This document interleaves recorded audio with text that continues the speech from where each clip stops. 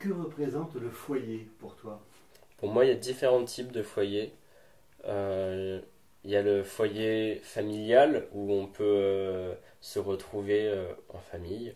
Donc moi, j'ai eu la chance d'avoir une famille qui était soudée et bienveillante entre tous ses membres. En tout cas, avec mes parents et ma sœur. Et c'est donc pour moi un des foyers dans lesquels j'ai grandi et auxquels je suis rattaché, que je le veuille ou non. Et pour moi, ça a pris une grande place du coup dans mon éducation.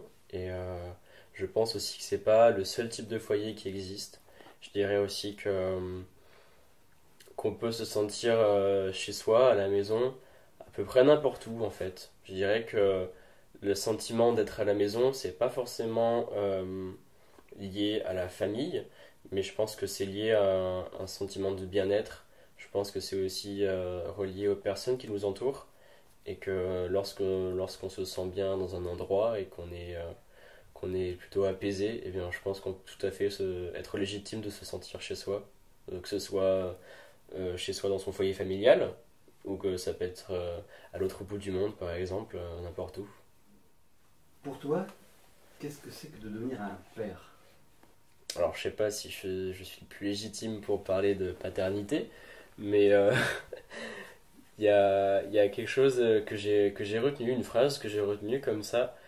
C'était quelqu'un qui parlait justement de ses enfants et de comment il avait fait leur éducation, ce genre de choses. Et il avait dit ce n'est pas moi qui élève mes enfants, je m'élève avec mes enfants. Et j'ai trouvé cette phrase tout simplement magnifique parce que euh, la paternité, donc pour moi parce que je suis un homme, c'est quelque chose, c'est une étape dans une vie et qui permet donc d'évoluer. C'est une nouvelle expérience et auquel aucun parent n'est prêt lorsque c'est le premier enfant.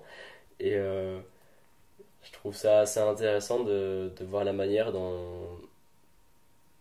voir la manière de comment les gens s'adaptent face à cela. Et je trouve ça très intéressant. Je sais pas si moi je suis prêt ou si je voudrais des enfants plus tard, je ne sais pas. Mais ce qui est sûr, c'est que si ça arrive, je ferai en sorte de m'élever avec mon ou mes enfants, si j'en ai.